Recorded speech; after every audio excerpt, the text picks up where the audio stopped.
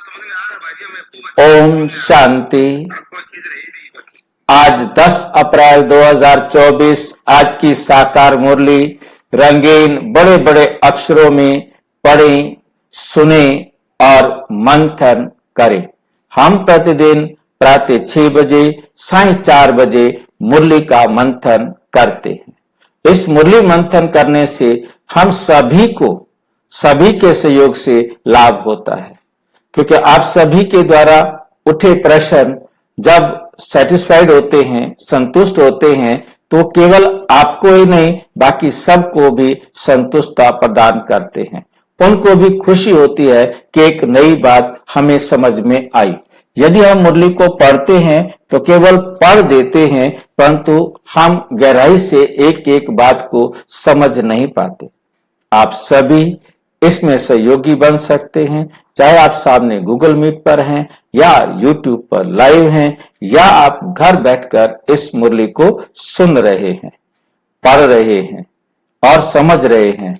उसमें यदि कोई भी बात आपको अस्पष्ट लगती है, किसी भी बात में और स्पष्टीकरण की जरूरत है, या आपके विचार से वो ठीक नहीं है, वो आप अवश्य व्हाट्सएप द्वारा, इसी जो आप वीडियो देख रहे हैं सामने नीचे एक लाइन चल रही है, उसमें व्हाट्सएप नंबर दिया हुआ है, उस व्हाट्सएप पर आप लिख कर भेज सकते हैं। और यदि आपके पास लिंक नहीं है तो भी आप व्हाट्सएप पर लिखकर लिंक प्राप्त कर सकते हैं। नहीं तो इसी वीडियो के डिस्क्रिप्शन बॉक्स में लिंक दिया हुआ है, गूगल मीट का भी और यूट्यूब लाइव का भी। आप जैसे भी समझे साथी बने, सहयोगी बने और अपने पुरुषार्थ से, अपनी बुद्धि से, अपने विवेक से सबका भी लाभ पहुंचाने में सहयोगी बनेंगे। ओम शांति। आज की साकार मुरली का सार। मीठा मीठा बाबा कहते, मीठे बच्चे बाप के पास तुम रिफ्रेश होने आते हो। रिफ्रेश, दोबारा से फ्रेश होने के लिए।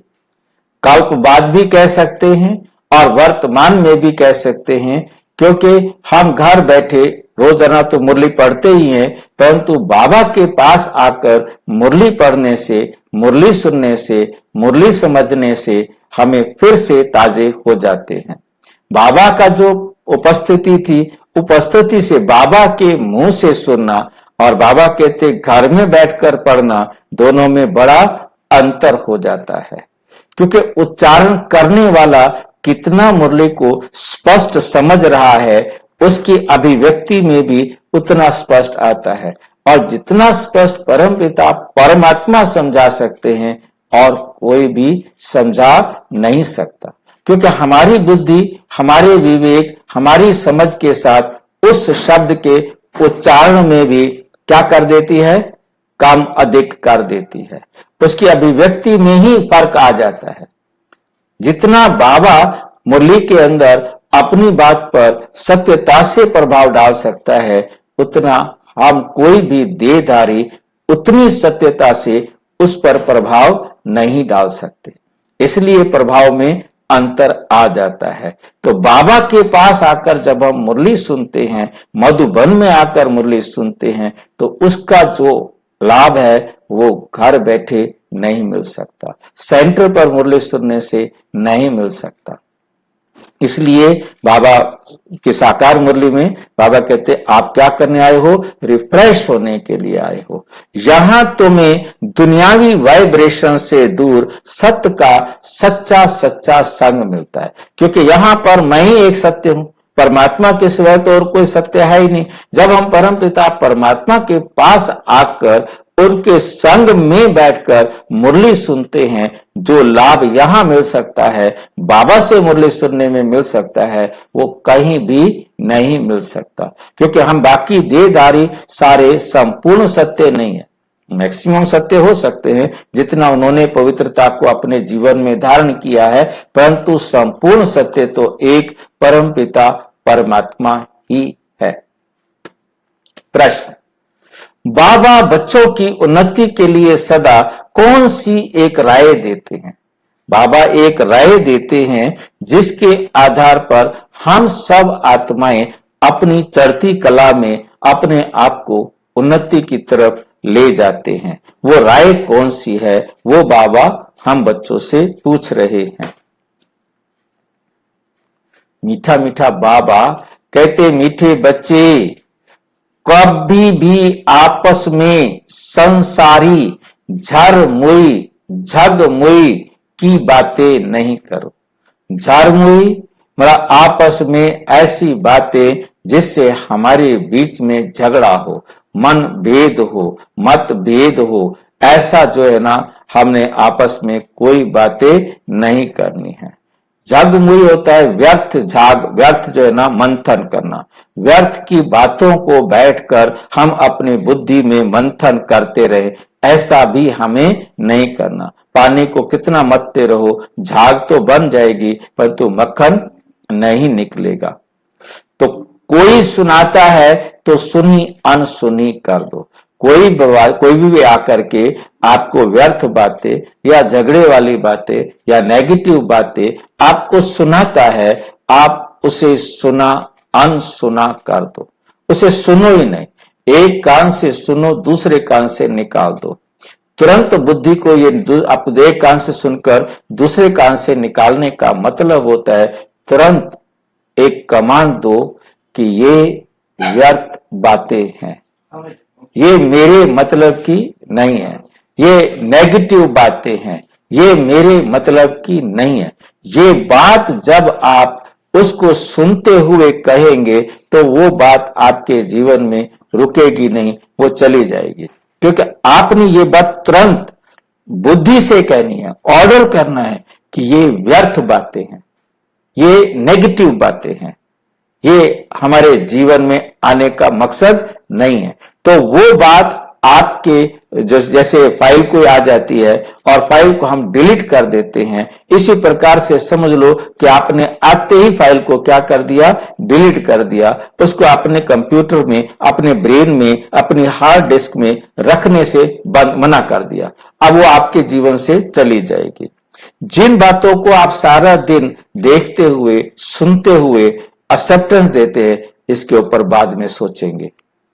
आपने कह दिया बाद में सोचेंगे, वो वेटिंग रूम में बैठ जाती है। जैसे ही आप खाली होंगे वो बात आपके सामने आएगी, अब मेरे बारे में बताओ, अब मेरे बारे में बताओ। वो सारी बातें आपके वेटिंग रूम में बैठकर इंतजार करती रहती हैं कब आप खाली हों। जब आप खाली होंगे, बाबा रूम में जाएंगे तो वो बातें आएंगी। तो नेगेटिव बातों को, वेस्ट बातों को आपने अपनी स्वीकृति दे दी कि नहीं, ये इनकी हमें जरूरत ही नहीं है। तो वो यदि आपने हल्का सा भी उनको जरूरत नहीं है में हल्का भी सोचा कि चलो फिर कभी सोचेंगे इसके बारे में, तो वो रुक जाएगी। और नहीं तो वो आपके उसमें रुकेगी ही नहीं। उसको स्पेस ही नहीं दिया आपने अपने वेटिंग रूम में। आपने वेटिंग रूम में जरा भी घुसने दिया तो वो बैठ जाएगी। वो वेट करेगी कि कब आप खाली हों और मैं आकर के बुद्धि के पास खड़ी हो जाऊं, बताओ मैं क्या करूं। वेटिंग रूम क्या हुआ? वेटिंग रूम हमारा ब्रेन है, हाँ, हार्ड डिस्क। क्या होता है कि जो कुछ हम सारा दिन, अब क्या होता है कि हम जा रहे हैं, हमारे रास्ते में कोई कुछ देखा, कुछ देखा, कुछ देखा, कुछ सुना, और जो कुछ हमने देखा सुना, हम अपनी यदि बाबा की याद में मस्त हैं या हम किसी चिंता में हैं, टेंशन में हैं, तो हमें पता ही नहीं लगता कि रास्ते में क्या आया था, क्या नहीं आया था। तो वो तो फिर हमारी बुद्धि में गए नहीं। पर तो हम कई बार बैठे होते हैं ना, खाली देखा, अच्छा ये वाला ऑफिस, अच्छा ये वाली बिल्डिंग, ये वाला मकान, ये पार्क, अरे ये यहाँ ये पार्क है, ये। अब मैं उसको जितना ध्यान से देख रहा हूं वो मेरे ब्रेन के अंदर वेटिंग रूम में अपना स्थान लेता जा रहा है। अब जब वो वेटिंग रूम में स्थान ले लेता है तो जब कभी भी 6 महीने बाद, साल बाद कोई पूछता है, वो मैंने उसको देखा था, हाँ हाँ वो वहां है भाई, उसको बताएगा वो वहां है, मैं देखा था, मैं उधर से गुजर रहा था तो मैंने देखा था, वो बिल्डिंग वहां है, वो ऑफिस वहां है, या वो पार्क वहां है, वो चीज वहां है। तो मैंने उसको स्थान दिया हुआ है। जब मैं बाहर की तरफ देख रहा था तब तो मेरा ध्यान था, तब तो मैंने उसको अपने वेटिंग रूम में स्थान दिया, और जब मेरे को जरूरत पड़ी तो मैंने उसको वेटिंग रूम से उस फाइल को निकाल लिया। ये हमारा वेटिंग रूम है। उसके बाद हमें जरूरत ही नहीं पड़ी कभी। हाँ जी, यस, सब कॉन्शियस माइंड वेटिंग रूम होता है। सब कॉन्शियस माइंड मतलब उसको कहते हैं जब बुद्धि खाली होती है, उसके पास कोई काम नहीं होता, तब ब्रेन से वो मेमोरी फाइलें, वो फाइलें खुल खुल करके एक एक आने लगती हैं। ठीक है, तो हमें समझ में आ गया होगा। तो हम जब उसको वेटिंग रूम में घुसने नहीं देंगे ना, तब तो एक कान से सुनी दूसरे कान से निकल जाएगी, वो हमारे फिर कभी याद नहीं आएगी। हमने थोड़ा भी उसको ध्यान से सुना, अच्छा ओ आपके साथ इतना जुल्म हो रहा है। हाँ जी, हाँ, बाबा की श्रीमत के आधार पर हमने ये ऑर्डर कर दिया कि ये बेकार बात है, नेगेटिव बात है, इसका हमारे जीवन में कोई महत्व नहीं, गेट आउट। हमने उसी टाइम गेट आउट कर दिया। अब हम मुरली सुनते सुनते भी हम बाबा की बातों को भी गेट आउट करते हैं, बाबा की बातों को गेट आउट करते हैं। बाबा कह तो रहा है, परंतु कैसे करें, नहीं हो सकता। हमने जहां ये सोच लिया वो बात वेटिंग रूम में बैठ जाती है, नहीं हो सकता, इसको करना नहीं है। हाँ जी,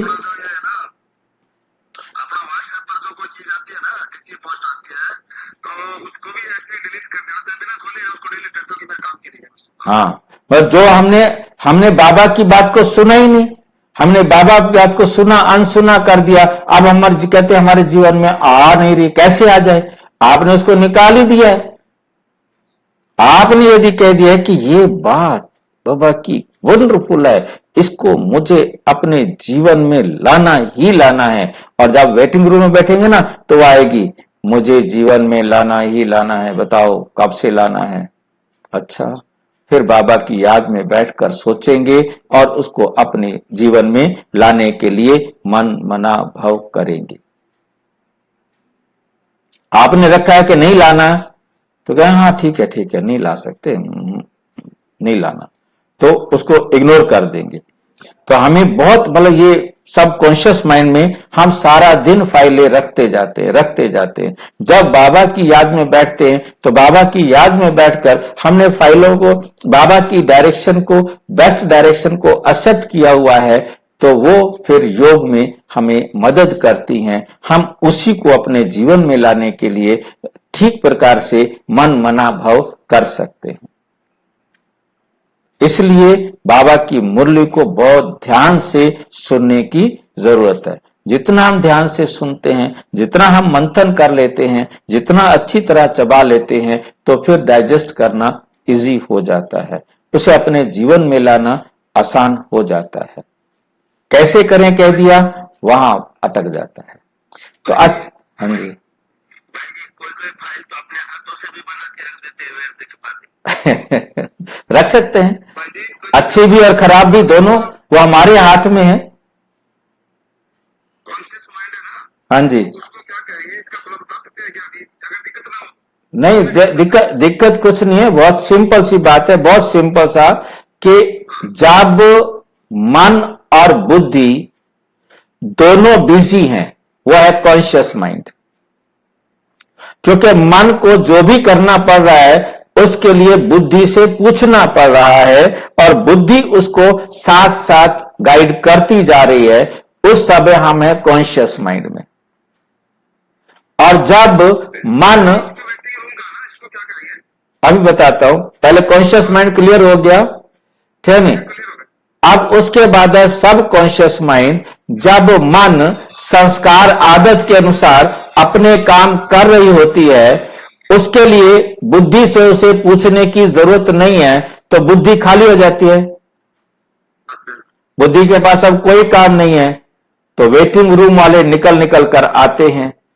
जैसे आप रोटी बना रहे हैं, या कोई टाइपिंग में एक्सपर्ट हो गया है, वो टाइप करता रहता है, अब उसको बस देखता जाता है, टाइप करता जाता है, अब उसे बुद्धि चलाने की जरूरत नहीं। पहली बार जब टाइप करता है तो उसे देखना पड़ता है, ए कहां है, बी कहां है, सी कहां है, डी कहां है। यह है कॉन्शियस माइंड। अब वो एक्सपर्ट हो गया है टाइप करने में, वो उधर देखता जाता है, टाइप करता रहता है और इधर बातें भी करता रहता है। आपने ऐसा टाइपिस्ट देखा होगा। रोटी बनाते समय भी पहले पहले रोटी बनाते समय ध्यान रखना पड़ता है, अच्छा पेड़ा बनाना है तो तवे पर डालना है, ये करना है, बेलना है, फिर तवे से बदलना है, पहले कॉन्शियस होता है। अब उसकी हैबिट हो गई है कि कब मैंने पेड़ा बनाना है, कब रोटी को पलटना है, कब क्या करना है। अब ऐसे में वो बातें भी करते रहती हैं, उन्हें कोई फर्क नहीं पड़ता। और जब हम आते हैं इस स्टेज पर कि हमें बुद्धि में जरा भी देखना नहीं पड़ता, तो सोचना नहीं पड़ता, तो हमें बहुत सोचना और देखना दोनों की जरूरत नहीं है, तो हम बुद्धि से डिसीजन कर सकते हैं कि अब हमारे पास वेटिंग रूम से एक एक आत्मा आकर के अपनी बात पूछती है और फिर हम उसको देखते हैं। और अनकॉन्शियस माइंड होता है जब मन संस्कारों के अनुसार काम कर रहा है।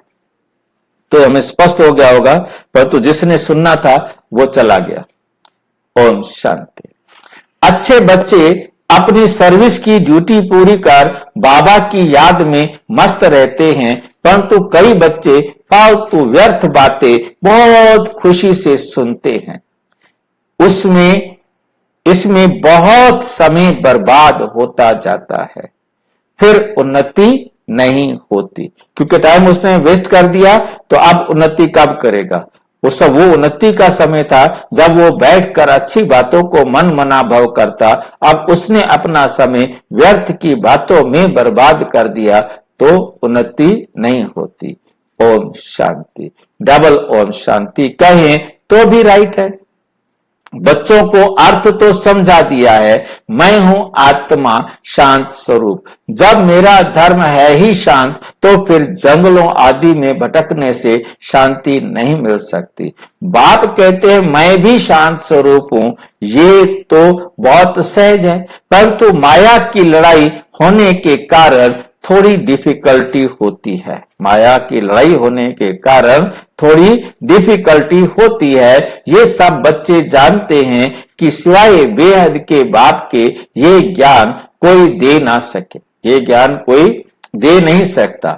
ज्ञान सागर एक ही बाप है, देहधारियों को ज्ञान का सागर नहीं कह सकते। कोई भी देहधारी ज्ञान का सागर नहीं हो सकता, क्योंकि उसमें अज्ञान का कचरा बहुत ज्यादा देह के कारण भर गया है। तो अज्ञान का सागर तो बन सकता है, परंतु ज्ञान का सागर नहीं बन सकता। कभी नहीं कहा जा सकता, कभी भी नहीं कहा जा सकता, क्योंकि वो देह को भोगता है। भोगी होने के कारण वो ज्ञान का सागर संपूर्ण सत्य नहीं हो सकता। रचयिता ही रचना के आदि मध्य अंत का ज्ञान देते हैं। वे तुम बच्चों को मिल रहा है। कई अच्छे अच्छे अनन्य बच्चे भी भूल जाते हैं, क्योंकि बाप की याद पारे मिसल है।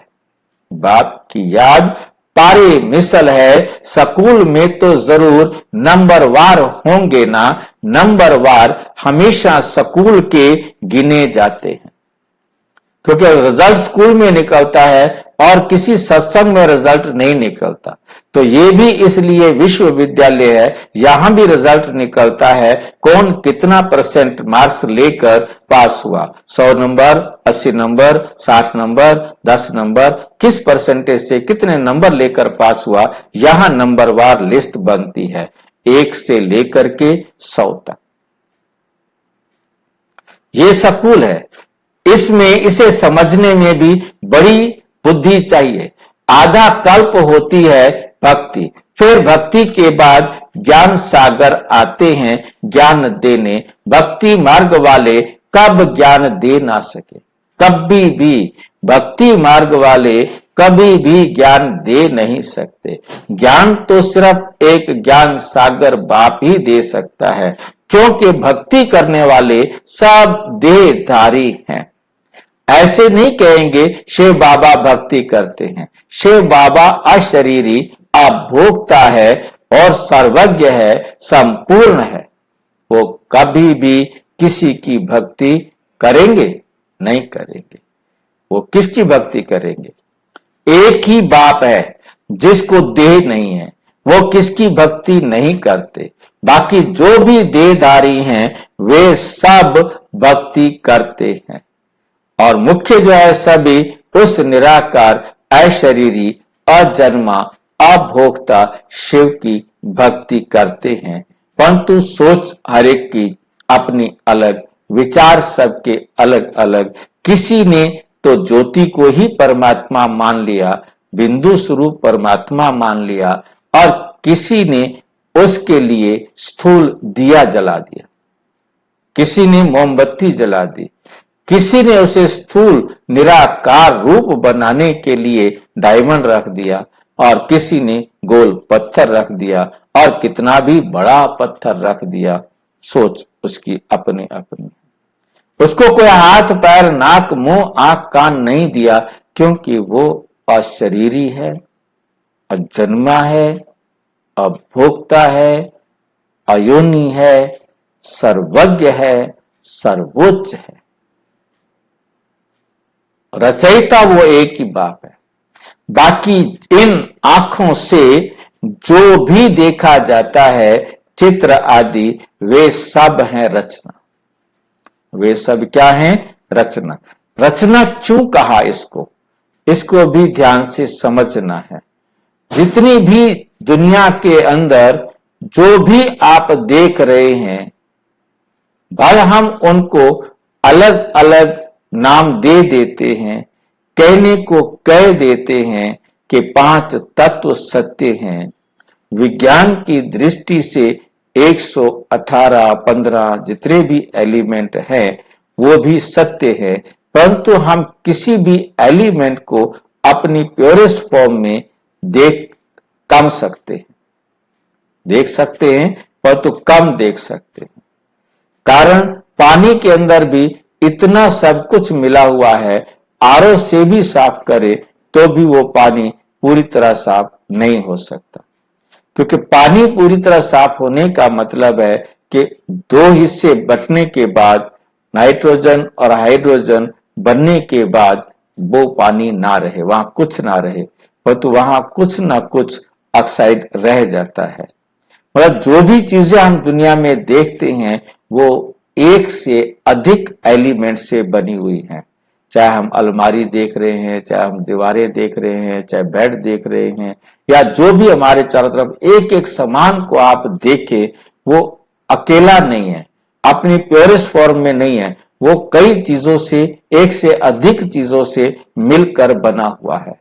चाहे उसमें रंग मिल गया है, चाहे उसमें मिलावट करके मिट्टी मिला दी है, या कुछ और मिला दिया है, पर कुछ ना कुछ है। इवन हम अपने शरीर को देख रहे हैं तो ये शरीर भी 5 तत्वों से मिलकर बना हुआ है, और ज्यादा तत्व कहे तो उसमें भी कोई कमी नहीं है, क्योंकि कहीं ना कहीं साइंस के हिसाब से कितने ही तत्वों से मिलकर के ये बना है। और जब कोई चीज मिलकर के बनी है तो उसको नष्ट भी होना है। तो ये बात हमें बहुत अच्छी तरह से याद रखनी है कि जो कुछ भी है वो बनी है, क्योंकि जो कुछ भी हम देख रहे हैं संसार में आंखों से, वो 1 से 2 तत्व मिलकर बन करके ही दिखाई दे रही है। हमें प्योरेस्ट फॉर्म में कोई भी चीज दिखाई नहीं दे रही। ना तो शुद्ध पानी दिखाई दे रहा है, ना शुद्ध आकाश दिखाई दे रहा है, ना शुद्ध वायु दिखाई दे रही है, ना शुद्ध आग दिखाई दे रही है।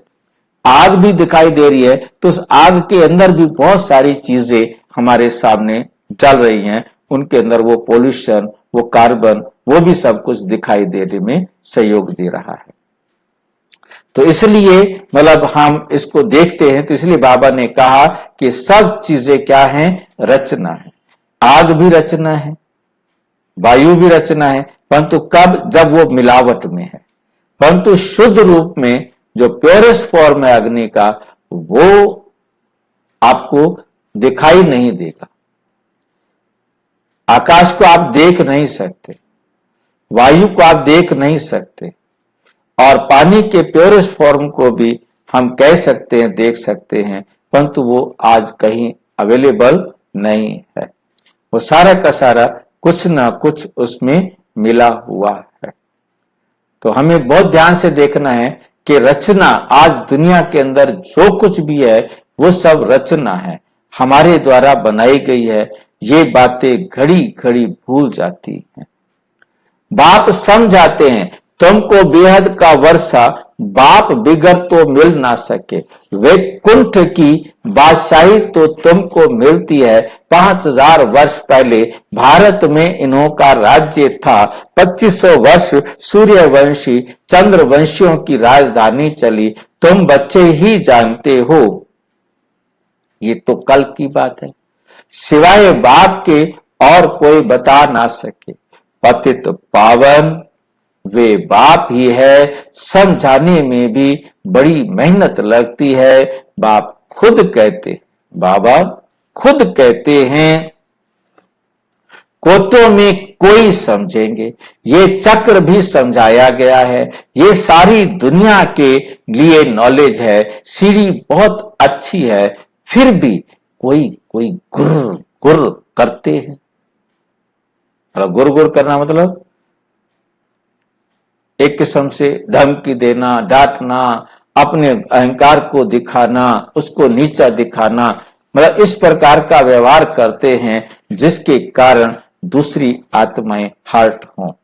बाबा ने समझाया है, शादी के लिए हाल बनाते हैं, उनको भी समझाकर दृष्टि दो, आगे चलकर सबको ये बातें पसंद आएंगी। तुम बच्चों को समझाना है, बाबा तो किसके पास नहीं जाएंगे।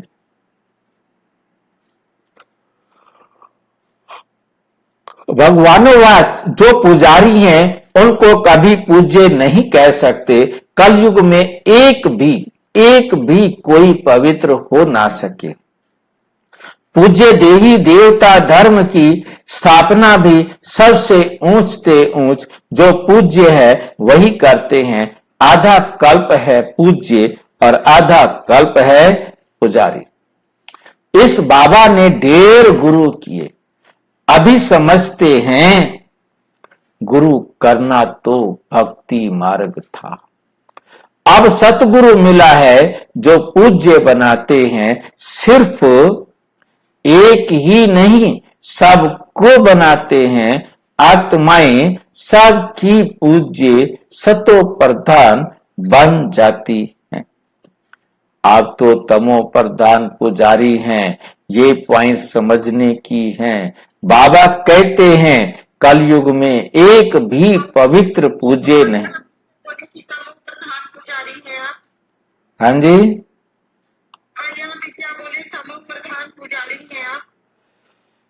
अब तो तमो प्रधान पुजारी है ना सब।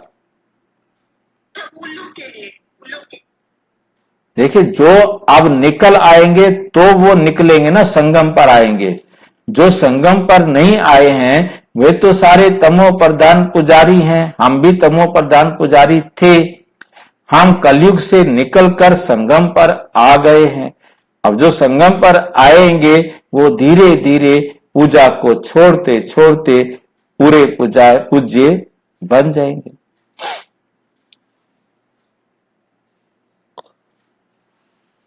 ये पॉइंट समझने की। हाँ जी, पूजा अपने छूट जाएगा, मतलब ज्ञान सुनते सुनते। हाँ बिल्कुल, फिर पूजा करने का टाइम ही नहीं, दिल ही नहीं, बुद्धि नहीं, क्या करे पूजा, क्यों करे, किसकी करे, फिर आपको विचार ही पूजा करने का मन नहीं करता है, मंदिर भी जाने का। हाँ बिल्कुल, वो खत्म होता जाएगा ना। इसलिए बाबा कहते किसी को मजबूर नहीं करो, पहले पहले नहीं बताओ कि तुम पूजा छोड़ दो, वो अपने आप ही छोड़ देगा। जैसे जैसे उसको समझ में आता जाएगा वो छोड़ता जाएगा। ये पॉइंट समझने की है। बाबा कहते हैं कलयुग में एक भी पवित्र पूज्य नहीं हो सकता। सब विकार से जन्म लेते हैं, सबका जन्म विकार से हुआ है। जिनका विकार से जन्म हुआ वो पूज्य नहीं हो सकता।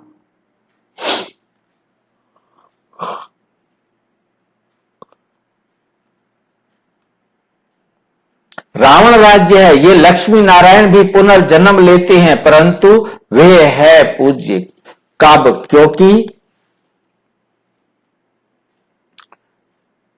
परंतु वे हैं पूज्य क्योंकि वहां रावण ही नहीं। सतयुग में कोई रावण ही नहीं होता।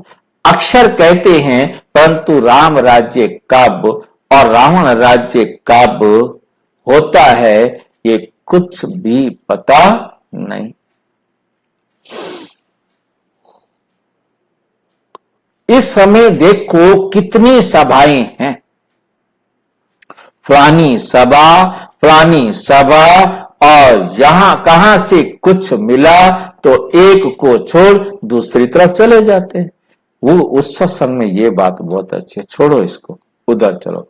अरे नहीं, उस सत्संग में कमाल है, वहां चमत्कार है, वहां चलो। वो एक सत्संग छोड़ दूसरे में, दूसरे से तीसरे में, ऐसे वो सत्संग बदलते रहते।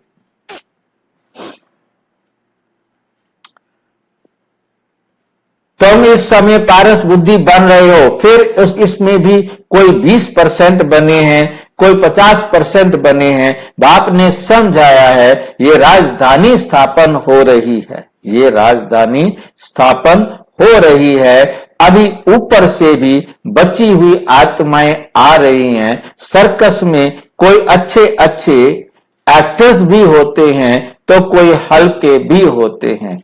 ये है बेहद की बात। बच्चों को कितना अच्छी रीति समझाया जाता है। यहां तुम बच्चे आते हो रिफ्रेश होने के लिए, ना कि हवा खाने के लिए।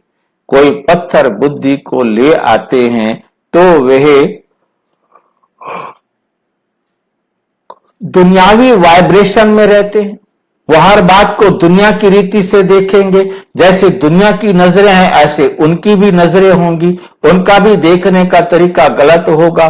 तो अभी तुम बच्चे बाप की श्रीमत से माया पर विजय प्राप्त करते हो। माया घड़ी घड़ी तुम्हारी बुद्धि को भगा देती है। यहां तो बाबा कशिश करते हैं, बाबा कभी भी कोई उल्टी बात नहीं करेंगे। बाप जो सत्य है ना, तुम यहां सत्य के संग में बैठे हो, दूसरे सब असत्य संग में हैं, झूठ के संग में हैं। उनको सत्संग कहना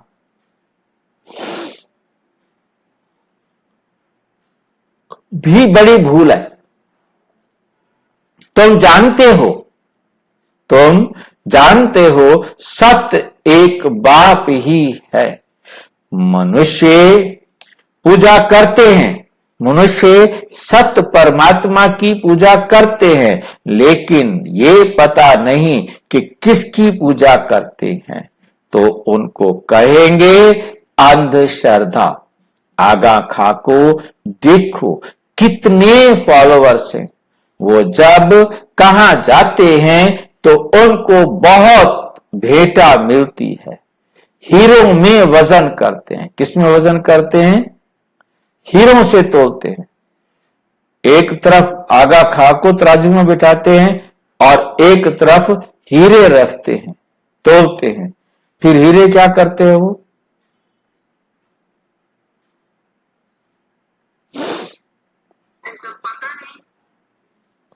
उसी को दे दिए जाते हैं जिसको तोला जाता है। ठीक है।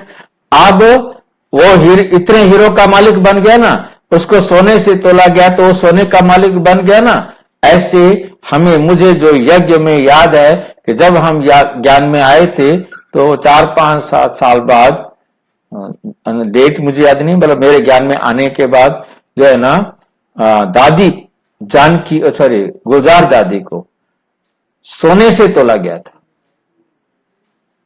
अच्छा। और उसको तोलने के लिए सभी जो भी मतलब दिल्ली के सेंटर्स हैं, सब सेंटर्स हैं, उन सब ने मिल करके इतना दान किया कि उतना सोना लाकर दादी को तोला गया और वो सोना दादी को दे दिया गया। तो दादी का वजन लगभग उस समय 60-70 किलो। भाई आप तो समझ सकते हैं सोना क्या करती हैं बहनें।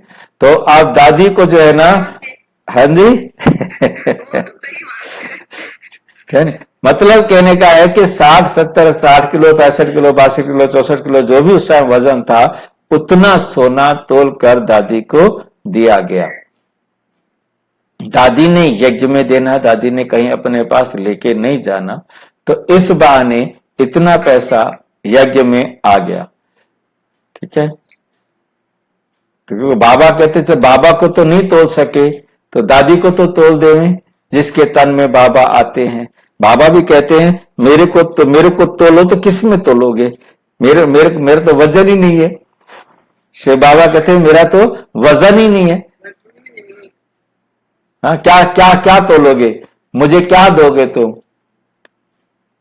इस प्रकार से बाबा तो कहते, मतलब मुझे याद आया कि दादी को भी तोला गया, परंतु ये ड्रामा अनुसार जो होना था वो हुआ और होगा, हर कल्प होगा, परंतु बाबा की श्रीमत के अनुसार ये नहीं है।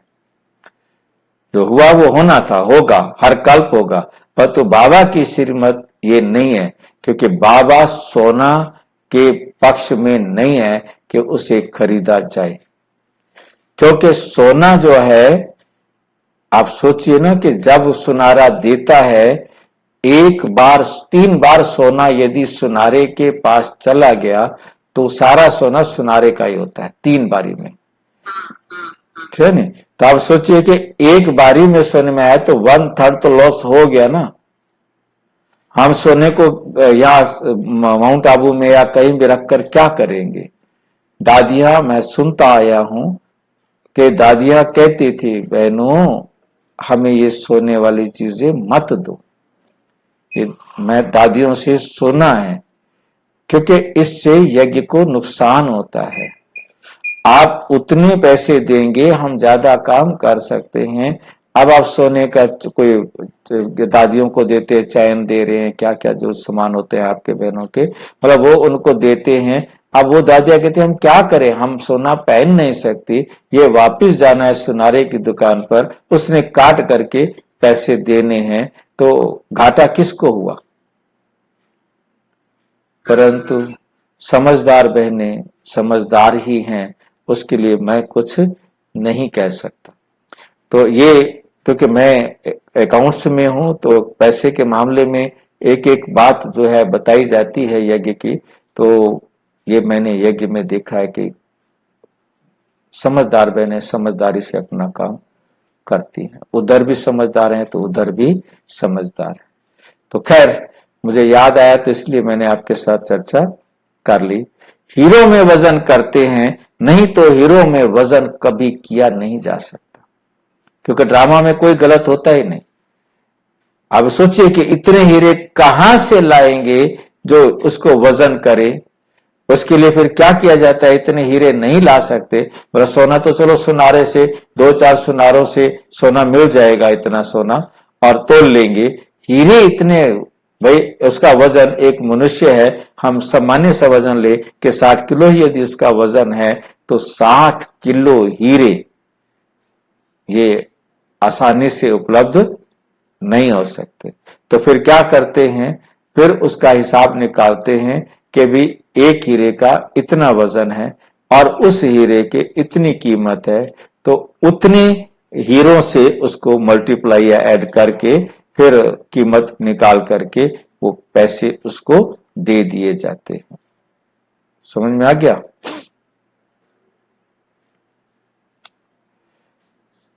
अब इतने कहां से आएंगे हीरे। सतयुग में हीरे ज्वार तो तुम्हारे लिए जैसे पत्थर हैं जो मकानों में लगाते हैं।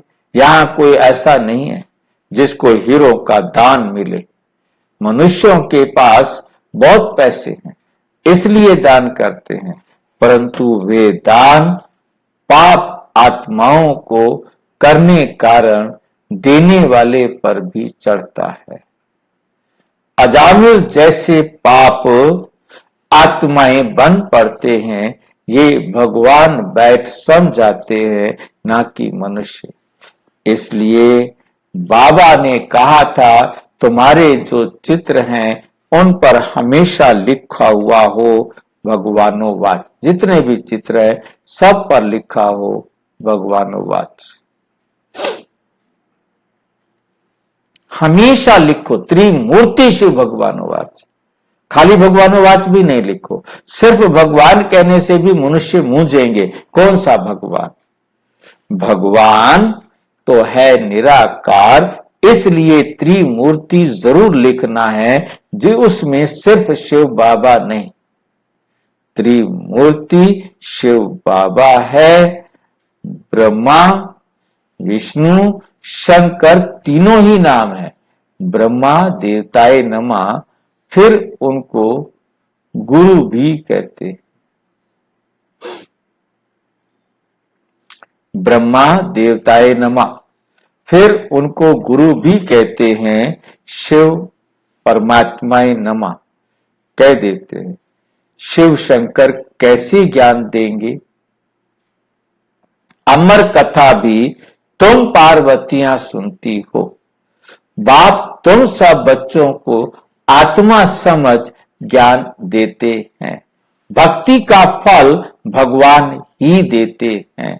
एक शिव बाबा है, ईश्वर भगवान आदि भी नहीं है। शिव बाबा अक्षर बहुत मीठा है। बाप खुद कहते हैं, मीठे बच्चे तो बाबा हुआ ना। बाप समझाते हैं, आत्माओं में ही संस्कार भरे जाते हैं। आत्मनिर्भर आत्मा जो है निर्लेप है। आत्मा निर्लेप नहीं बाबा कहते, आत्मा पर लेप छेप चढ़ता है। बहुत मीठा है। बाप खुद कहते हैं, मीठे बच्चों तो बाबा हुआ ना। जब वो हमें बच्चे कह रहा है तो उसका मतलब वो बाबा हुआ ना। बाप समझाते हैं, आत्माओं में ही संस्कार भरे जाते हैं। आत्मा निर्लेप नहीं है। निर्लेप होती तो पतित क्यों बनती? जरूर लेप छेप लगता है, तब तो पतित बनती है। कहते भी हैं, भ्रष्टाचारी देवताएं हैं, श्रेष्ठाचारी उन्हों को महिमा गाते हैं, उन्हों की महिमा गाते हैं। आप सर्वगुण संपन्न हो, हम नीच पापी हैं, इसलिए अपने को देवता कह नहीं सकते। देवता कह नहीं सकते। अब बाप बैठ मनुष्यों को देवता बनाते हैं। गुरु नानक के भी ग्रंथ में महिमा है। सिख लोग कहते हैं सत श्री अकाल, वो बोल देते हैं सत श्री अकाल। सत्य को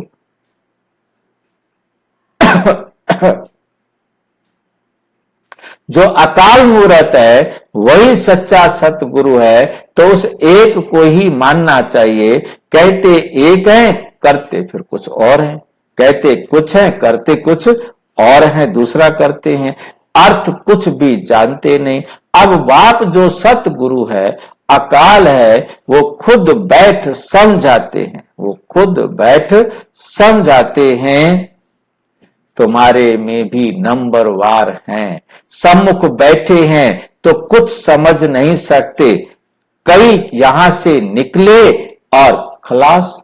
बाबा मना करते हैं, बच्चे कभी भी संसारी झर मोई झग मोई की बातें नहीं सुनो। कई तो बहुत खुशी से ऐसी बातें सुनते और सुनाते हैं, सुनते भी हैं और सुनाते हैं। बाप के महावाक्य भूल जाते हैं। वास्तव में जो अच्छे बच्चे हैं वो अपनी सर्विस की ड्यूटी बजाकर फिर अपनी मस्ती में रहते हैं। बाबा ने समझाया है, श्री कृष्ण और क्रिश्चियन का बड़ा अच्छा संबंध है। श्री कृष्ण की राजाई होती है ना, लक्ष्मी नारायण बाद में नाम पड़ता है। वैकुंठ कहने से झट श्री कृष्ण याद आएगा। लक्ष्मी नारायण भी याद नहीं आते।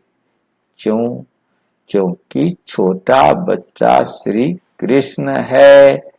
छोटा बच्चा पवित्र होता है, तुमने ये भी साक्षात्कार किया है बच्चे कैसे जन्म लेते हैं, बच्चे कैसे जन्म लेते हैं। नर्स खड़ी होती है, ये साक्षात्कार की बात बता रहे हैं। नर्स खड़ी होती है, झट उठाया संभाला।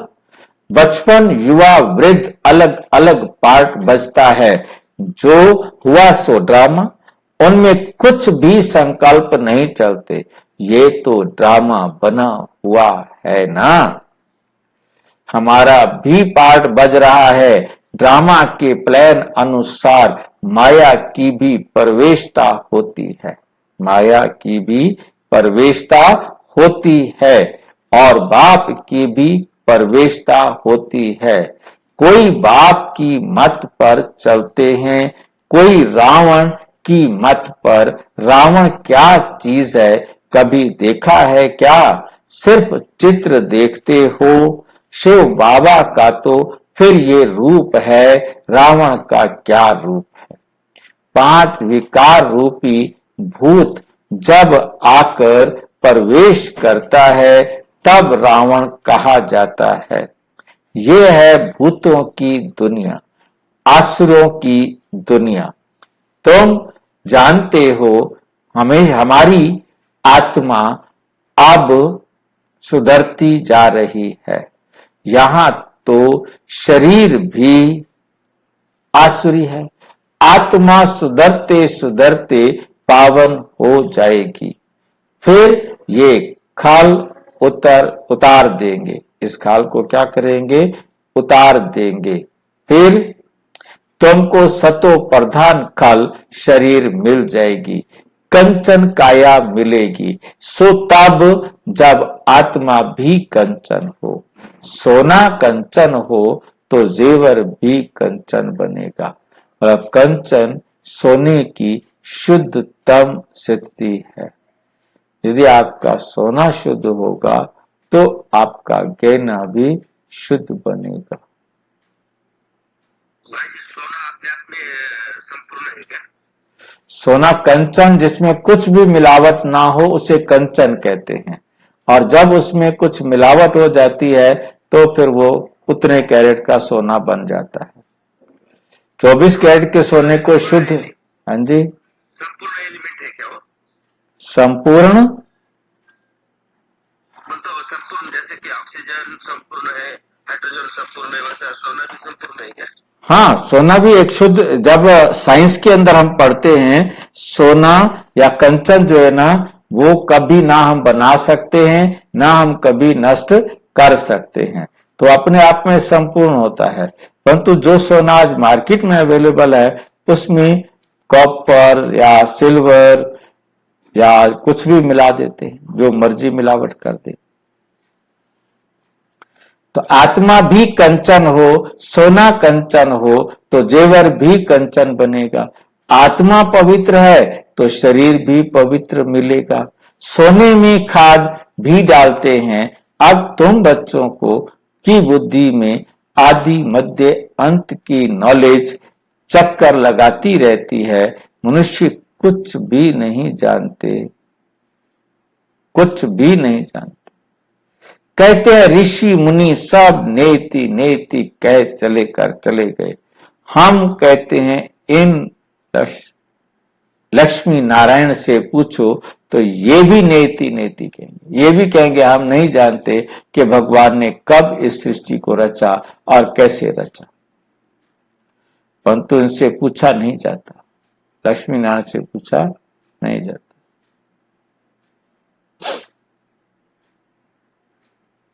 पूछेंगे कौन?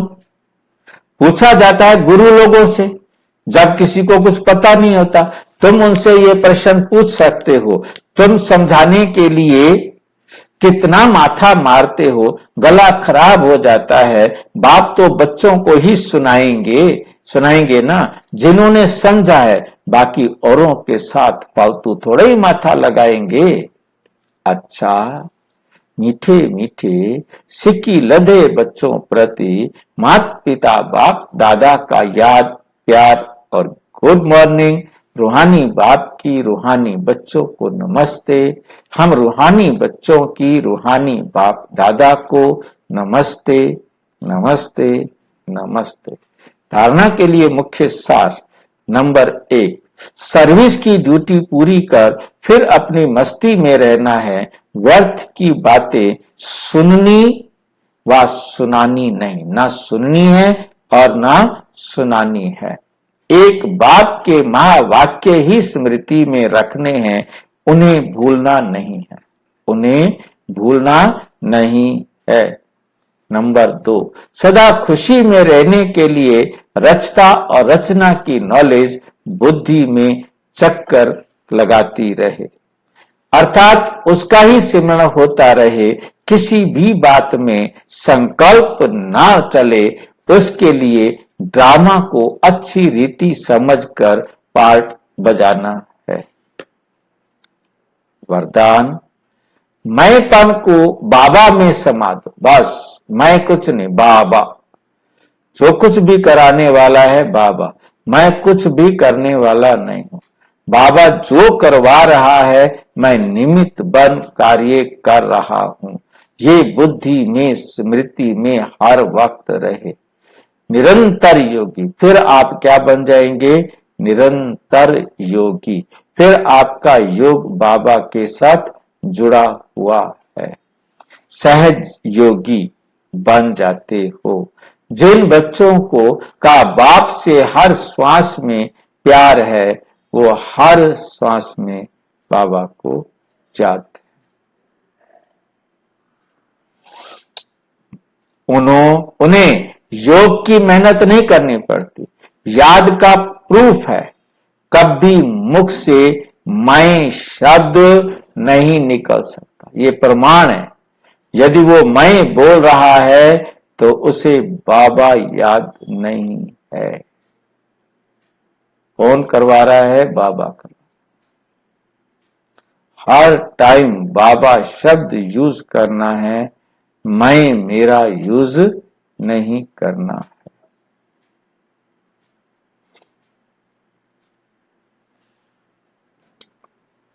बाबा बैकबोन है, बाबा ने कराया, बाबा सदा साथ है, तुम ही साथ रहना, खाना, चलना। यही सबसे पहली प्रतिज्ञा समर्पण में कराई जाती है। तुम जैसा खिलाएंगे, जो खिलाएंगे, जहां बिठाएंगे, जैसे रखेंगे, हम वैसे ही रहेंगे। ये इमर्ज रूप में स्मृति रहे, तब कहेंगे सहज योग, फिर कहेंगे सहज योग। सहज योगी बन जाएंगे। स्लोगन है, मैं करना माना, माया रूपी बुल्ली का आह्वान करना। मैं आऊं, वो करते हैं मैं आऊं, मैं आऊं, मैं आऊं। बाबा कहो तो माया भाग जाएगी, माया बिल्ली आपके पास नहीं आएगी। अच्छा, ओम शांति। और विस्तार से जानने के लिए प्रजापिता ब्रह्मा कुमारी ईश्वरीय विश्वविद्यालय के किसी भी सेवा केंद्र पर संपर्क करें। और यदि कोई प्रश्न है तो 9213106986 पर केवल टेलीग्राम करें। 9650692270 पर केवल व्हाट्सएप करें, फोन नहीं। ओम शांति।